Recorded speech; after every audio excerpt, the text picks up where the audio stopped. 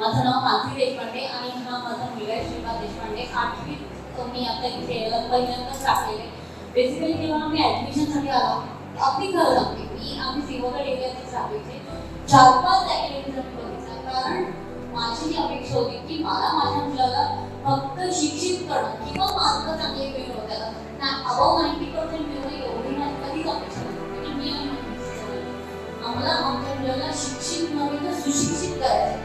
जो आपण सनातन धर्म म्हणतो की ज्ञान मिळायला हवं, नुसतेच शिक्षणाचा उपयोग नसतो, तो एक माणूस म्हणून घडायला हवा. त्याच्या दृष्टीने आम्ही 3-4 ॲक्टिव्हिटीज बघितल्या होत्या.